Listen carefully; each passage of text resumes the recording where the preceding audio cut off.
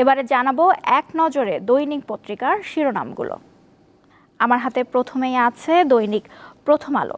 ছাত্রলীগ হলেই পেতেন স্বাস্থ্যের বড় পদ। একই রাজনৈতিক দলের পক্ষের কর্মকর্তা স্বাস্থ্যের প্রায় সর্বত্র স্বাস্থ্যের জবাবদিহি ঘাটতির একটি বড় কারণ। এছাড়াও তারা আরও একটি শিরোনাম করেছে, গুরুতর আহত ৩ শতাধিক এখনও চিকিৎসাধীন। বৈষম্য বিরোধী আন্দোলনে অনেকের আঘাত গুরুতর, তাদের সুস্থ হতে সময় লাগছে, তবে সব খরচ বহন করছে সরকার। এরপর আমার হাতে আছে দৈনিক সমকাল। তাদের প্রধান শিরোনাম, বছর বছর সম্পদের হিসেব দিতে হবে কড়ায় গণ্ডায়। এবছর ৩০ নভেম্বরের মধ্যে সম্পদের হিসাব দিতে হবে। প্রকাশ করা হবে না সম্পদের তথ্য, জানা যাবে না তথ্য অধিকার আইনেও। হিসাবে গরমিল হলেই বিভাগীয় শাস্তি পেতে হবে দণ্ড।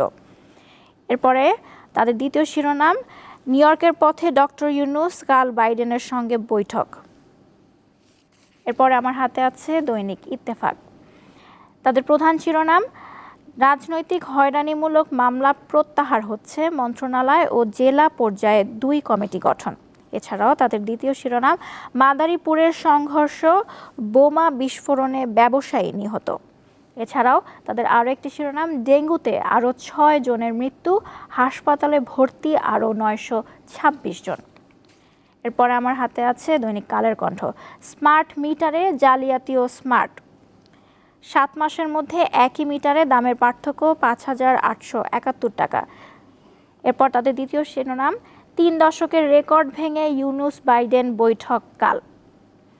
এছাড়াও তাদের আরও একটি শিরোনাম হচ্ছে, যেভাবে প্রিন্স হয়ে ওঠেন ডিবি হারুন, মুক্তিযোদ্ধা সার্টিফিকেটও ভুয়া, অপকর্ম করে মালিক হয়েছেন কয়েক হাজার কোটি টাকার।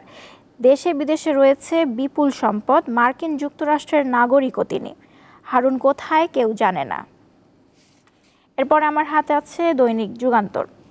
তাদের প্রধান শিরোনাম, মাদকের পৃষ্ঠপোষক থেকে প্রতিমন্ত্রী জাকিরের আলাদিনের চেরাগ মন্ত্রিত্ব।